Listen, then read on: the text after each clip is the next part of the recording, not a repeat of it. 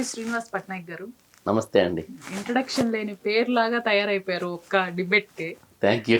Almost అన్ని positive comments వచ్చిన ఇప్పటి వరకు నాకు తెలిసి 160 అబోవ్ వచ్చినట్టున్నాయి కామెంట్స్. ఏవో ఒకటి రెండు కాకుండా జస్ట్ మనం 3 days బ్యాక్ 4 days బ్యాక్ చేసాం ఒక ఎపిసోడ్. ఒక 3-4 అర్థం కాలేదని ఏదో అడిగారు. ఆఫ్ కోర్స్ మీరు అన్నట్టు 150 అబోవ్ పాజిటివ్ ఉన్నాయి. ఇది ఒక్కటి చాలు కదండి. మనం చెప్పిన ప్రాజెక్ట్ ఏంటంటే ప్రోగ్రాము ప్రభుత్వానికి రీచ్ అవ్వాలి, నాయకులు చూడాలి. అప్పుడే మన ఆవేదన. అందులో ఒక అతను రాశారు, ఈయన ఆలోచనలు బాగున్నాయి, ఆచరణలో పెట్టేవాళ్ళు కావాలి అన్నారు. సరే, మన ఆలోచనలు వ్యక్తపరచడానికి మీ మాధ్యమం ఒక వేదికగా పెట్టుకున్నాం, వ్యక్తపరిచాం. ఇది అక్కడికి చేరాలి, చేరవలసిన దగ్గర చేరితే మనకు అన్ని పనులు జరుగుతాయి. ఇంకోటి ఏంటంటే వేరే అతను ఇంకోటి రాశారు, ఈయన ఎవరిని దూషించకుండా ఎవరిని కించపరచకుండా చెప్పారు అనేది. అంటే ఇక్కడ ఏమవుతుందంటే మనం చెప్పింది ప్రతి ఒక్కరు గమనిస్తున్నారండి. సో ఇంతకుముందు వాళ్ళు అంటే అందరూ చెప్తారండి, మతాల గురించి చెప్తారు, కులాల గురించి చెప్తారు, శాఖల గురించి చెప్తారు, అన్నీ చెప్తారు. చెప్పవలసిన అవసరం ఎందుకు వచ్చింది? మనుషులంతా ఒకటే కదా. నీకు కోసం అదే రక్తం, నాకు కోసం ఇదే రక్తం, ఏంది ఏ కులాలు అనొచ్చు, కానీ అది కరెక్టే. ఎప్పుడు కరెక్ట్ తెలుసా? బాబు గోగినాథన్ గారి లాగా ఆయన సర్టిఫికెట్లో కులం అని అంటే అది మీకు అనవసరం అనే విధంగా రాసుకున్నారట. కులం నేను చెప్పను, నేను ఒక మనిషిని. Yes, correct. ఆయన గుడ్డ బేడ అగ్లి అనే విషయం పక్కన పెడితే ఆయన ఒకటి అనుకునేటప్పుడు కులం గురించి జరిగితే ఆయన కుల ప్రస్తావన సర్టిఫికేట్లో పెట్టుకోలేదు. అలాగే ఈ ప్రోగ్రాం చూసి కులం అంటే ఏంటి, అసలు కులాలు ఎందుకు, ఈ మత పిచ్చా అని ఎవరు ఇంతవరకు అనలేదు. అదృష్టం ఎవరు అనలేదు. అలాగే ఒకవేళ అనేవాళ్ళు కూడా వస్తే వాళ్ళకి ఒకటే చెప్తున్నాను, ఫస్ట్ మీరు కామెంట్ చేసే ముందు మీరు పర్ఫెక్ట్ ఉండండి. కులం అనే పేరు మీ సర్టిఫికేట్లో తీసేయండి. కులంకు సంబంధించిన ఏమంటారు లబ్ధులు మీరు పొందడం మానేయండి. అప్పుడేమో తెలుసా, మీరు జెంటిల్మెన్. మీరు అప్పుడేంటంటే ఎదురుని కామెంట్ చేయొచ్చు. నేను కూడా అలాగే ఉందాం అనుకున్నాను, కులం పేరు తీసేద్దాం, అసలు కులం అనేది ఇందులో ఉండకూడదని. నా పేరు సర్టిఫికెట్లో నా తల్లిదండ్రులు పెట్టిన పేరు ఏంటో తెలుసండి, సదాశివుని శ్రీను. ఇంతే నా పేరు, సదాశివుని శ్రీను. ఇంకా నా వ్యక్తిగత ఇంట్రడక్షన్లోకి వచ్చినప్పటికీ తర్వాత మనం మాట్లాడదాం, కానీ ఇది కాదు. కానీ అలాంటిది పట్నాయక్ ఎలాగొచ్చాను నేను? సదాశివుని శ్రీను, నా ఇంటి పేరు సదాశివుని, నా పేరు శ్రీను. 2 అక్షరాలతో ముద్దుగా పెట్టారు. జీవితాంతం నేను బతుకున్నంతకాలం 2 అక్షరాలే, శ్రీనే. మా నాన్నగారు పెట్టిన శ్రీనివాస్ కూడా కాదు, శ్రీను. అలాంటి పేరుకి ఏంటంటే పట్నాయక్ ఎందుకు వచ్చిందంటే, నేను హైదరాబాద్ వచ్చిన తర్వాత, ఇక్కడికి వచ్చిన తర్వాత కులాలని గత ఎపిసోడ్ చూసి తెలుస్తుంది. చూసిన తర్వాత ఒకటి, నేను ఎక్కడి నుండి వచ్చాను, నేను చదువుకున్న వ్యక్తిని. నేను ఇంటర్మీడియట్ చదువుతుండగానే సినిమా ఫీల్డ్కి వెళ్ళిపోతామన్నాను.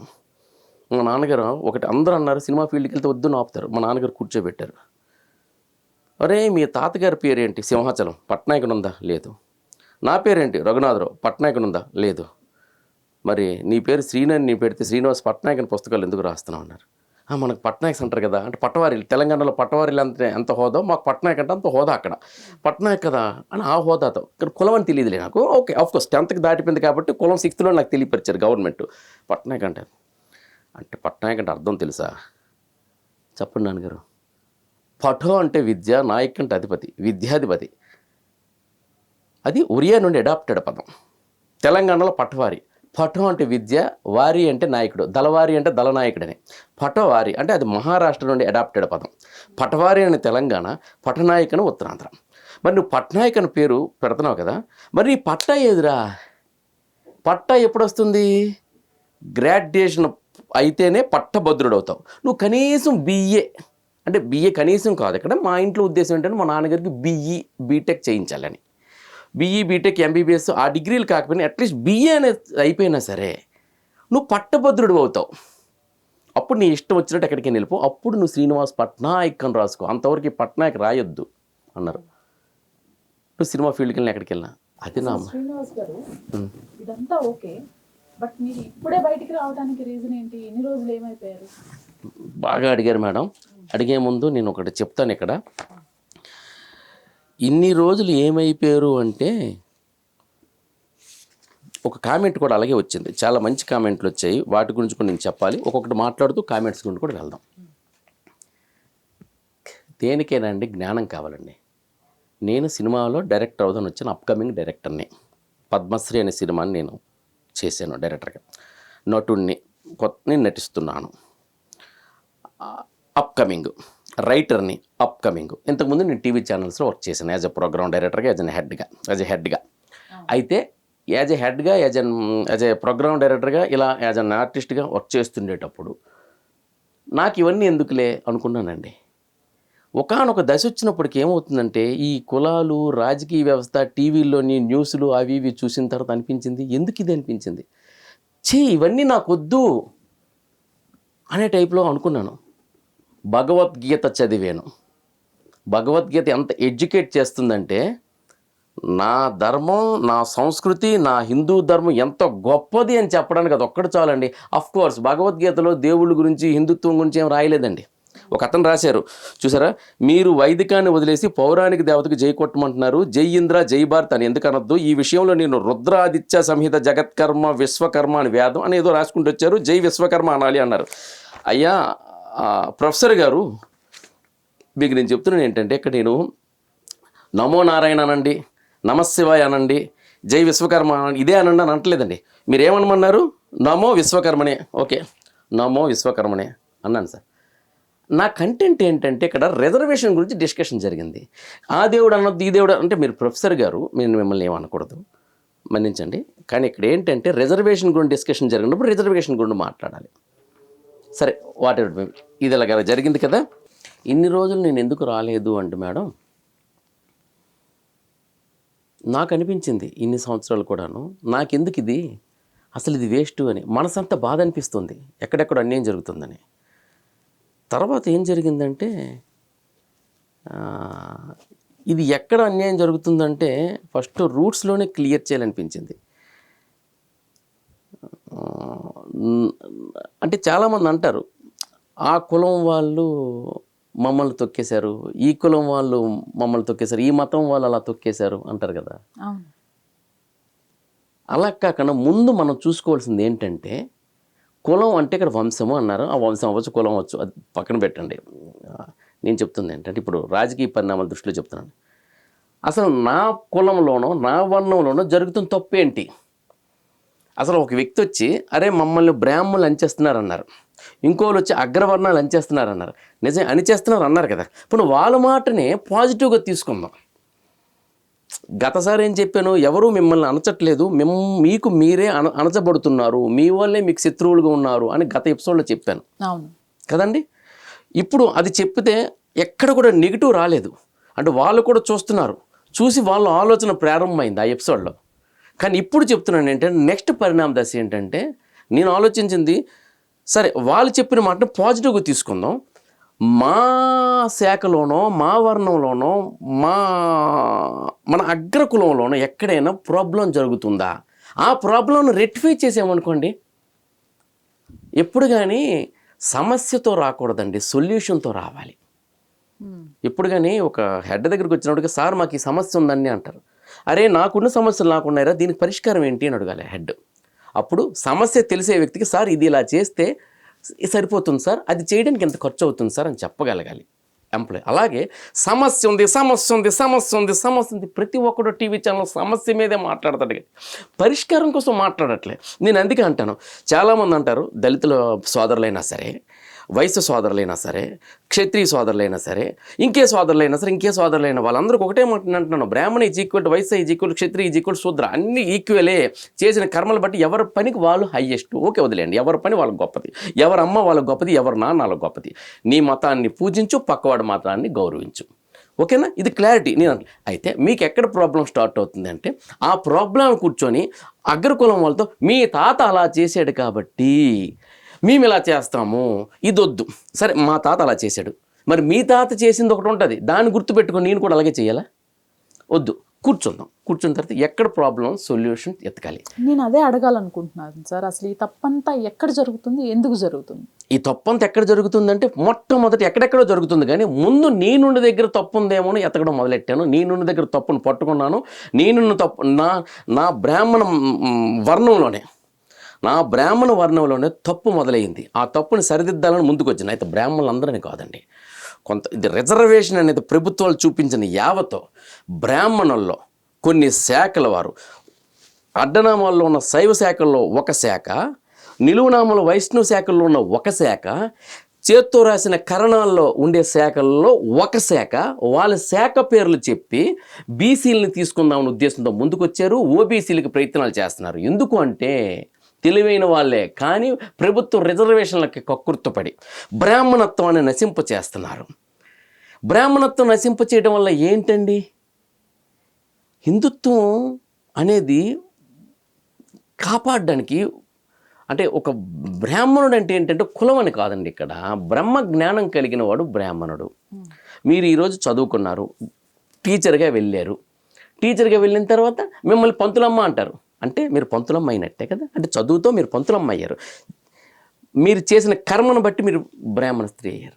అదే పంతులు గారు అంటారు టీచర్ని. అతను ఏ క్యాస్ట్ అని అంటే పంతులు అయిపోయాడు కదా అక్కడ చదువుని బట్టి. కాబట్టి ఏంటంటే ఇక్కడ రక్షించవలసిన జన్మతః పుట్టిన బ్రాహ్మణుడు కూడాను నా బ్రాహ్మణత్వం విడిచిపెట్టి వెళ్ళిపోతున్నప్పుడు రేపు హిందుత్వం విడిచిపెట్టి వెళ్ళిపోతాడు కదా. అయితే మీరు అడిగిన క్వశ్చన్కి వస్తున్నాను. మీకెందుకు ఇక్కడ ఎంత దినగా వచ్చింది? ఇన్నాళ్ళు మీరు ఏమైపోయారు? ఇన్నాళ్ళుగా నాకేమనిపించిందంటే వద్దు అనుకున్నా.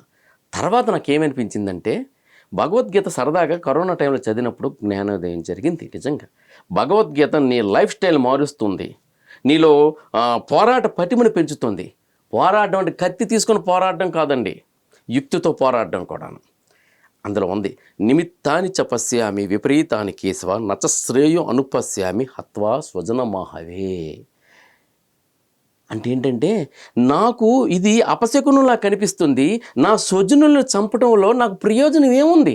నా స్వజనులను చంపడంలో ప్రయోజనం ఏముంది కృష్ణ అంటూ కృష్ణుడు అన్నాడు. నకాంక్షే విజయం కృష్ణ నచ రాజ్యం సుఖాని చ కిమునో రాజ్యేన గోవింద కింబుగైర్జీవితేనవా. ఈ రాజ్యకాంక్ష నాకు లేదు, ఈ విజయంపై నాకు ఆసక్తి లేదు.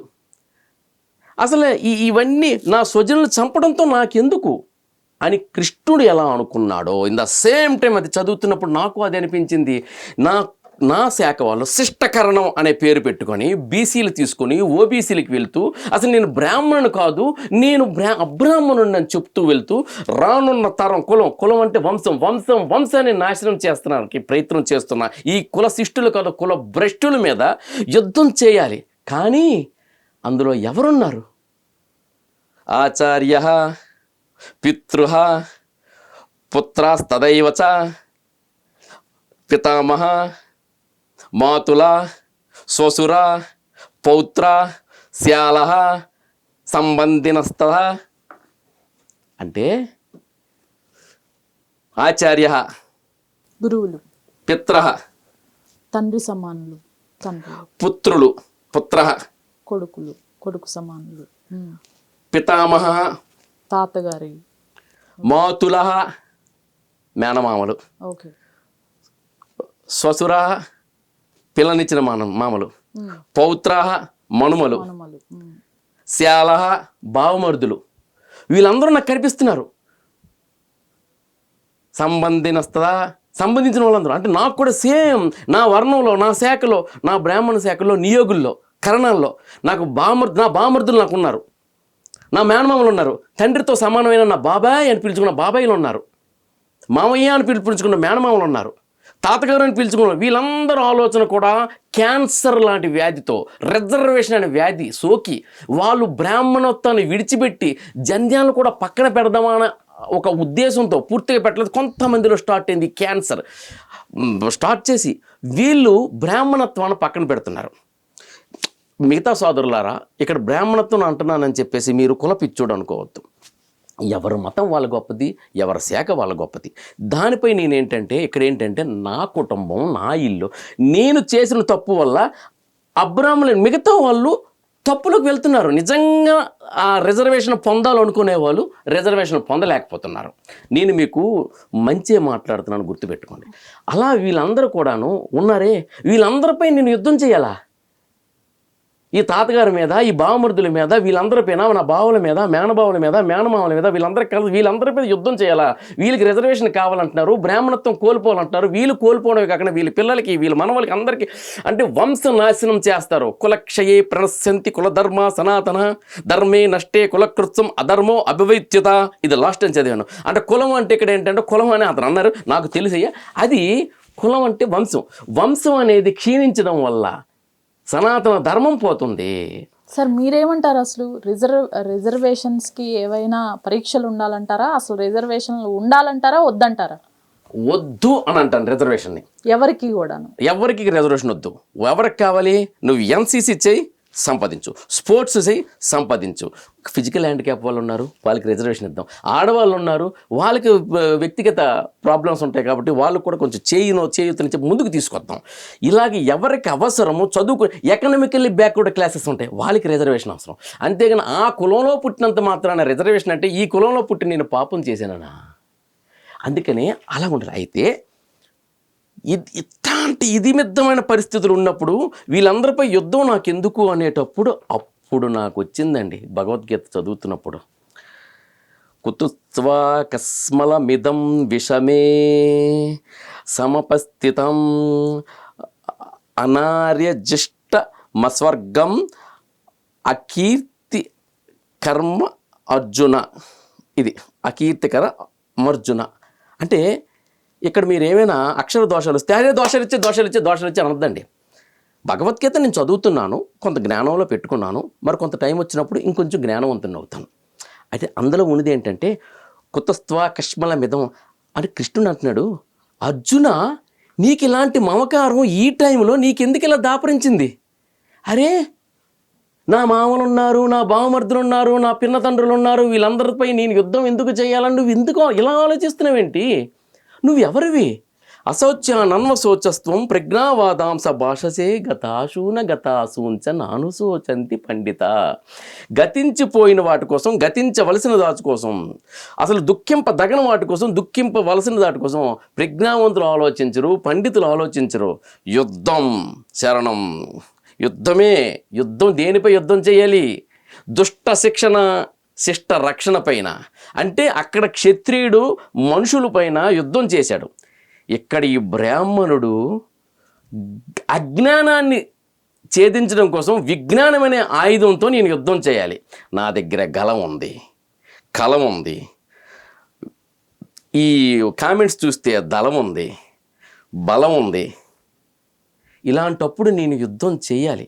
అందుకే నా యుద్ధాన్ని నేను ఆపకూడదు, స్టార్ట్ చేయాలి అని రూట్స్ దగ్గర క్లియర్ చేయాలని. అసలు ఈ శిష్టకరణం అని పేరు పెట్టుకున్న వాళ్ళ దగ్గర నుండే గవర్నమెంట్కి ఏమార్చి ఇది ఒక బ్రాహ్మణ శాఖ కాదు అబ్రాహ్మణ శాఖ అని ఒక బ్రాహ్మణత్వాన్ని కోల్పోయేలా భ్రష్టు పట్టించడానికి తయారైన కొంతమంది కుల భ్రష్టులు, దారి నాటే శిష్టులు, వాళ్ళందరిపై యుద్ధం చేస్తే కానీ బ్రాహ్మణత్వం నిలబడదు. ఎందుకంటే ఈరోజు శిష్టకరణం అటు వెళ్ళి ఓబీసీ సంపాదించాడు అనుకోండి, రేపొద్దున వైదికుడు ముందుకు వస్తాడు, ఇంకొకరి తర్వాత శ్రీ వైష్ణవుడు వస్తాడు, ఇంకోసారి వీళ్ళందరూ వస్తారండి. అందరూ వస్తారు. కానీ ఒకటి చెప్పండి సార్, అసలు బ్రాహ్మణులు అనేవాళ్ళు మాంసాహారం తినరు అని చెప్పేసి అంటారు. అసలు అల్లం వెల్లుల్లి కూడా వెల్లుల్లి అనుకుంటా, వెల్లుల్లి ఉల్లిపాయ కొంత ఏవో ముట్టరు అని చెప్పేసి అంటారు. అట్లాంటిది ఇప్పుడు మనము మాంసాహారం తినటం చూస్తున్నాం. ఎస్, దాని గురించి నేను చెప్పొచ్చు, అనర్గళంగా చెప్పగలను. కానీ కొన్నిసార్లు పెద్దలు అంటారు నీకేం తెలుసు, అది తెలుసు, ఇది. కానీ దాన్ని పుస్తక వివరంతో చెప్తేనే బాగుంటుందని నా అభిప్రాయం. ఓకే. ఉత్కల విప్రవంశ ప్రదీపిక అని ఒక పుస్తకం ఉంది, అందులో కూడా రాశారు. అసలు యాక్చువల్లీ మీరు మంచి క్వశ్చన్ అడిగారండి. బ్రాహ్మణుడు నాన్ వెజ్ తినాలా వద్దా, తినొచ్చా తినకూడదా? ఏమండి, బ్రాహ్మణుడు వేదం చదువుకునేవారు, వేదం గురించి పూజలు పునస్కారాలు చేసేవారు. వాళ్ళ నాలిక తిరగడం కోసం మాంసాహారం తినడం వల్ల, భుజించడం వల్ల నాలిక మందగిస్తుంది, వేదం పలకడం కష్టమవుతుంది. సాత్విక ఆహారం తీసుకోవాలి కాబట్టి రాజసం తామసాన్ని పక్కన పెట్టి సాత్విక ఆహారం తీసుకుంటారు. రాజసం అంటే ఉల్లి వెల్లుల్లి పౌరుషం కలిగించేవి, తామసం అంటే నిన్నటివి రాత్రివి మొన్నటివి మురగబెట్టినవి ఇత్తడివి ఉంటాయి. అలా కాకుండా మురగబెట్టినవి కాకుండా మరగబెట్టినవే తినాలని చెప్పేసి సాత్విక ఆహారాన్ని తీసుకుంటారు. ఏమండి, సాత్విక ఆహారం అంటే పళ్ళు ఫలములు. అయ్యా ఇందులో నాది ఏమైనా తప్పు వచ్చింది అనుకోండి, మీరు చెప్పండి. నాకుండే జ్ఞానం ప్రకారం నేను సామాన్యుడికి అర్థం అవ్వాలని సామాన్య భాషలో నేను మాట్లాడుతున్నాను. ఓకేనా? అయితే అది తీసుకోవాలి. కానీ బ్రాహ్మణుడు నీసు తినకూడదు, నాన్ వెజ్ తినకూడదు అని ఎక్కడా లేదండి. ఎందుకంటే దక్షిణాది బ్రాహ్మణులు ఉన్నారు. మీరు దక్షిణాది ఒరిస్సా వెళ్ళండి, పండా, పాత్రో, పాణిగ్రాహి, పట్నాయక్, మిశ్రో, ఈ శాఖలన్నీ ఉన్నాయి. వెస్ట్ బెంగాల్ వెళ్ళండి, కాయస్థ బ్రాహ్మణులు చటర్జీ, ముఖర్జీ, ప్రణబ్ ముఖర్జీ అంటాం కదా, రాష్ట్రపతిగా మనకు చేశారు. He should not eat food without fish. చేప లేకన్నా వెస్ట్ బెంగాల్ బ్రాహ్మణుడు భోజనం చేయడు. చేపలను జలపుష్పాలు అంటారు. ఏమండి, ఒరిస్సాలో కూడా చేపలు జలపుష్పాలు అంటారు. అంటే అక్కడ ఆహార అలవాట్లను బట్టి. ఇదే ప్రశ్న వివేకానందుల వారికి అడిగారు, అయ్యా చేపలు మాంసం తినొచ్చా అని. వివేకానందుడు చికాగో మహాసభలకు వెళ్ళి హిందుత్వ గొప్పతనాన్ని చాటి చెప్పిన వివేకానందుడు కాయస్థ బ్రాహ్మణ్. కాయస్థ అంటే కాయ, శరీరం నుండి పుట్టినవాడు. చిత్రగుప్తుడు శరీరం నుండి పుట్టినవాడు. చిత్రగుప్తుడు ఎవరు? బ్రహ్మ మానసపుత్రుడు. కాయస్థ బ్రాహ్మణం. ఓకే, వెళ్ళారు. కాయస్థుడు తినొచ్చా తినకూడదా? ఒకటే అన్నారు, రసాయన శాస్త్రం ప్రకారం ఈ కాయగూరలు మొక్కలు మనిషికి సరిపోయినంత వరకు జలపుష్పాలకి ప్రత్యామ్నాయ ఆహారం లేదు. అంటే ఈ భూమిపైన ఉన్న కాయగూరలు అందరికీ సరిపోయి అన్నంత వరకు సరిపోవట్లేదు. కాబట్టి ఒక చేప చెన చూసారా, అది గుడ్డు పెడితే 1,00,000 చేపలు వచ్చేస్తుండే మాట. ఒక చిన్న చేపను పెద్ద చేప, పెద్ద చేపను పెనుమాయాన్ని, ఒక జంతువు ఇంకో జంతువుని తినడం అనేది ఒక జంతువుకు ఒక జంతువు, ఒక జంతువుకు ఒక జంతువు, ఒక జంతువుకు ఒక జంతువు ఇంటర్లింక్గా సృష్టి జరిగింది. అయితే మాంసం తినను అన్న వాళ్ళకి నిజంగా నమస్కారం, అది కరెక్ట్, మీరు తినొద్దు. చేపలు తిన్నను వద్దు, అది ఒక ప్రాణహింస చేయడం కరెక్ట్ కాదు. అయితే తినేవాడు బ్రాహ్మణుడు కాదు అని చెప్తున్నారు చూసారు. నేను ఒకటే చెప్తున్నాను బ్రాహ్మణులారా, అసలు హిందుత్వం నాశనం అవడానికి కారణం ఏంటంటే అగ్ర కులాల్లో నిమ్న కులాలను తొక్కడం కాదు, ముందు బ్రాహ్మణులకి ఐక్యత లేకపోవటం. అక్కడ ఇది ఎక్కడ స్టార్ట్ అయింది మీ క్వశ్చన్? ముఖ్యంగా ఇది ఉత్తరాంధ్ర బ్రాహ్మణుల్లో స్టార్ట్ అయింది. దర్జాగా నేను చెప్తున్నాను, ధైర్యంగా చెప్తున్నాను. అయితే కోపాలు రావచ్చు మీకు, దీనికి సొల్యూషన్ కూడా నా దగ్గర ఉంది. ఉత్తరాంధ్ర బ్రాహ్మణులారా, మొత్తం కార్యక్రమం వినండి, అప్పుడు మళ్ళీ మీరు జై కొడతారేమో. అయితే ఉత్తరాంధ్ర బ్రాహ్మణులు ఎక్కడ స్టార్ట్ అయింది తెలుసా? ఉత్తరాంధ్ర అనేదేమో బోర్డర్ ఒరిస్సాకి ఆంధ్రప్రదేశ్కి. ఇక్కడ నాన్ వెజిటేరియన్ బ్రాహ్మణ్స్ ఉంటారు, వెజిటేరియన్స్ ఉంటారు. నాన్ వెజిటేరియన్ తినేవాళ్ళు బ్రాహ్మణులే కాదు, వాళ్ళు భ్రష్టులు గిష్టులు అని చెప్తూ వాళ్ళు నినాదాలు మొదలెట్టారు. సరే, మీరు వేదం చదువుకోవడానికి లేకపోతే టెంపుల్కి రావడానికి నువ్వు లేదయ్యా నువ్వు నాన్ వెజిటేరియన్, లేదా నీ ఇంట్లో పిల్లనివ్వడానికి లేదు నేను నాన్ వెజిటేరియన్కి ఇవ్వన్నాను, లేదా నా ఇంట్లో పిల్ల తీసుకెళ్ళడానికి వద్దయ్యా నేను నాన్ వెజిటేరియన్ తీసుకువెళ్ళను అని చెప్పు. ఓకే, అది ఓకే. కానీ రాజకీయం పరంగా వచ్చినప్పుడు కూడా నువ్వు బ్రాహ్మణుడు కావు, నీ ఇంట్లో షోడశ కర్మలు చేయరాదంటే, అరే నీ ద్రవిడ సాంప్రదాయం ప్రకారం నువ్వు వెజిటేరియన్. అంటే భారతదేశానికి ద్రవిడం ఇటు ఉంది, దక్షిణాది. గౌడ సాంప్రదాయం అనేది ఉత్తరాది. గౌడ సాంప్రదాయ ప్రకారం నాన్ వెజిటేరియన్స్ వాళ్ళు. పంచద్రావిడులు పంచగౌడులు అని 2 ఉన్నాయి. పంచద్రావిడులు అంటే ద్రావిడులు, తమిళ్ మలయాళం, కర్ణాటకలు బెంగళూరు కర్ణాటక, తెలంగాణ్యులు అంటే తెలుగువారు, గోర్జర్లు గుజరాత్ వాళ్ళు, తెలంగాణ్యులు, కర్ణాటకలు, ద్రవిడులు, గోర్జరులు, సౌరాష్ట్రలు, మహారాష్ట్ర, అస్సాం. ఈ 5 కూడాను పంచద్రావిడులు, వీళ్ళు వెజిటేరియన్స్. ఇక గౌడులు, పంచగౌడులు, గౌడులు, కన్యాకుబ్జులు, ఉత్కలులు, మైథిలీలు, సారస్వతులు, వీళ్ళు పంచగౌడ బ్రాహ్మణులు. సారస్వతులు వీళ్ళంతా కూడాను వీళ్ళు నాన్ వెజిటేరియన్ తింటారు. ఎందుకంటే వీళ్ళు జలపుష్పాలు అంటారు గౌడులు. అయితే అందరూ తింటారా? కొంతమంది పూజలు పునస్కారాలకు వచ్చి మేము తినకూడదన్న వాళ్ళు మానేస్తారు, కానీ ట్రెడిషనల్లీ వాళ్ళు తింటారు. ఇక్కడ ఉన్న వాళ్ళు బ్రాహ్మణ్స్ ట్రెడిషనల్లీ తినకూడదు, బట్ నాన్ ట్రెడిషనల్గా చాలామంది నాతో పాటు కూర్చొని తింటారు. చాలామంది తింటారు, నేను చూస్తుంటాను. మీరు తింటారా అని అడుగుతాను, నేను తింటామండి అంటారు. మీరు తింటారంట, మీరు తింటామండి అంటారు. అంటే ఇక్కడ ట్రెడిషనల్ నాన్ ట్రెడిషనల్ విషయం పక్కన పెట్టండి, అర్థమైందండి? కాబట్టి పంచద్రావుడులు పంచగౌడులు ఉన్నారు. ఇదే భారతదేశ నైసర్గిక స్వరూపం ప్రకారం పంజాబ్, సింధు, గుజరాత్, మరాఠ, ద్రావిడ, ఉత్కల, వంగ, వింధ్య, హిమాచల, యమున, గంగా, ఇది భారతదేశ నైసర్గిక స్వరూపం.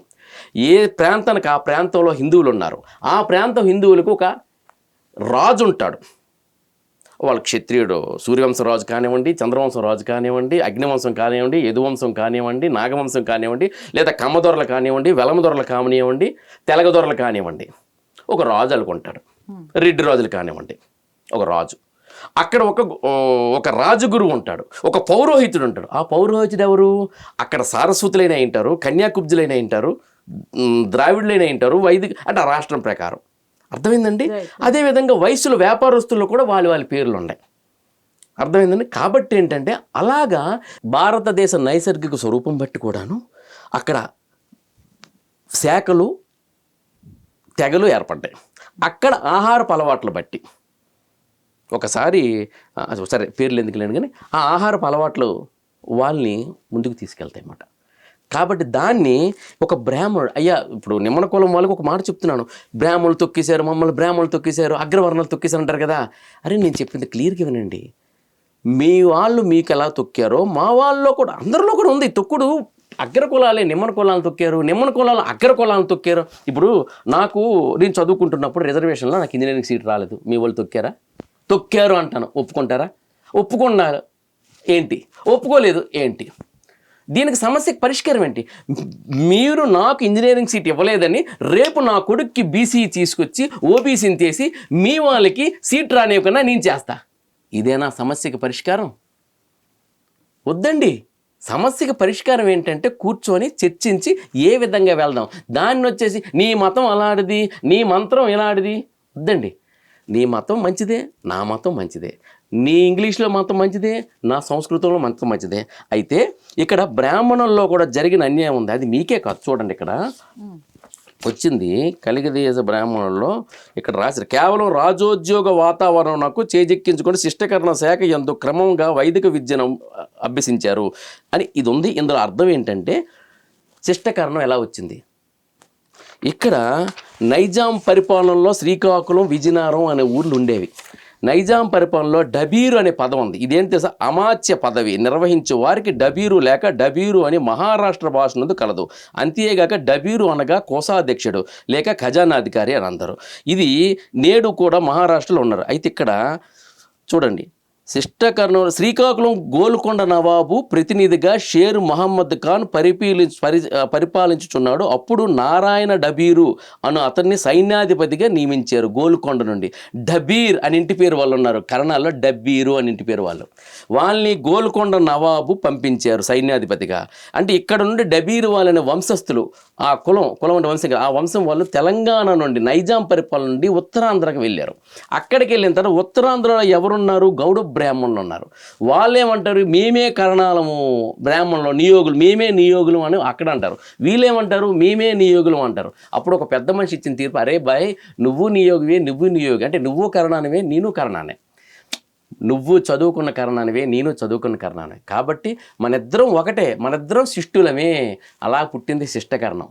తెలంగాణ ఉత్తరాంధ్రలో ఉన్న ఇద్దరు కరణాల సాంగత్యంతోనే శిష్టకరణం. అంటే తెలంగాణ కరణాలు శిష్టులే, ఉత్తరాంధ్ర కరణాలు శిష్టులే. శిష్టులు అంటే కేవలం ఉత్తరాంధ్ర వలని కాదు, చరిత్ర చెప్తుంది, పురాణాలు చెప్తున్నాయి, చదవండి, చదువుకోండి.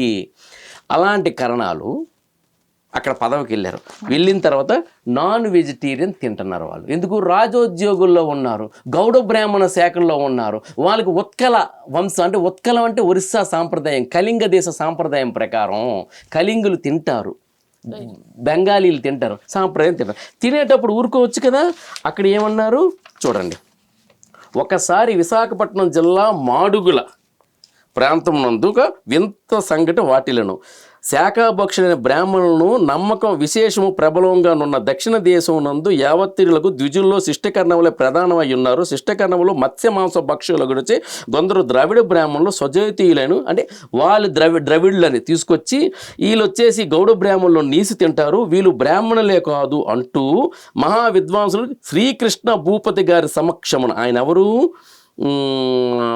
గౌడ బ్రాహ్మణులు ద్రవిడ బ్రాహ్మణులకు మాడుగుల సంస్థానాధీశులు మహావిద్వాంసులకు శ్రీకృష్ణ భూపతి గారి సమక్షమున గొప్ప వివాదం ఏర్పడింది. అక్కడ భారతదేశంలో ఉన్న అందరు శాస్త్రజ్ఞులు, భారతీయులు, బ్రాహ్మణులందరూ కూర్చున్నాక శాకాహారులు మాంసాహారులపై వస్తే నార్త్ ఇండియాలో ఉన్న వాళ్ళు మాంసాహారులు సౌత్ ఇండియాలో ఉండేవారు శాకాహారులు.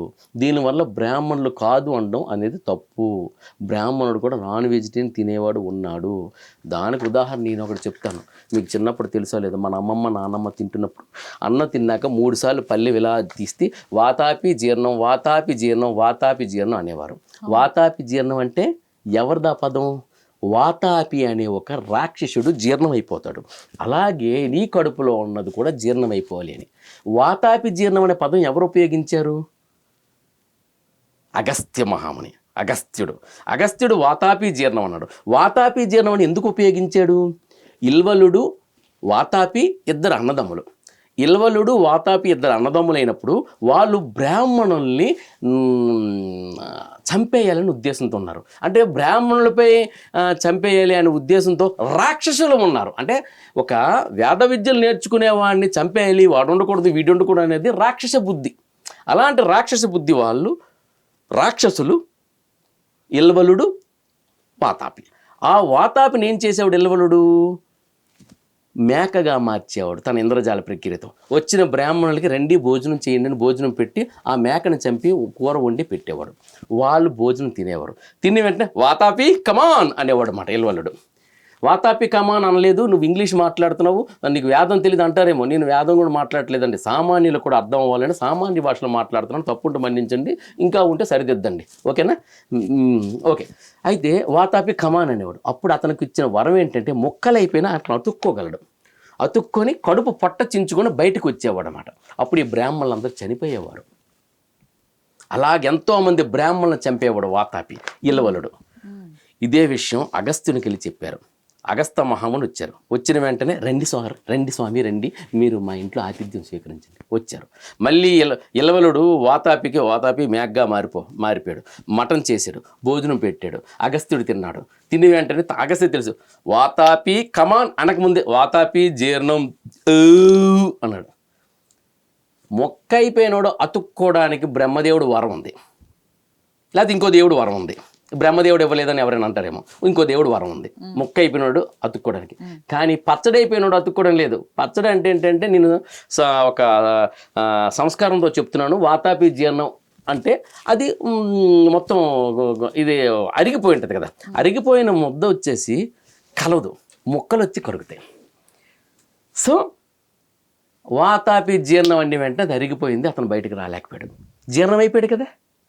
అప్పుడు తర్వాత ఎలా చేశాడు, ఏం చేశాడు అంటే వాతాపిన రాక్షసుని ఎలా వధించాడు? ఎవరు? అగస్త్యుడెవడు? మహామునెవడు? బ్రాహ్మణుడు ఏంటి తిన్నాడు? మేకను తిన్నాడా లేదా? మటన్తో భోజనం పెట్టాడు కదా ఎల్లోడు. అరే అతనికి బ్రాహ్మణుడికి మేకను తెలియకుండా భోజనాలు పెట్టారండి అని కొంతమంది అనొచ్చు, అది తప్పు. అంత తెలివైన వాడికి అతను అగస్త్యుడు అని వాతాపి అని తెలుసుకుంటాం, మటన్ తెలుసుకోలేరు బ్రాహ్మణులు. మటన్కు రుచి తెలీదా? పక్కన అంటే బ్రాహ్మణులు మటన్ తిన్నారా లేదా? అగస్త్యుడు మటన్ తిన్నాడు కదా.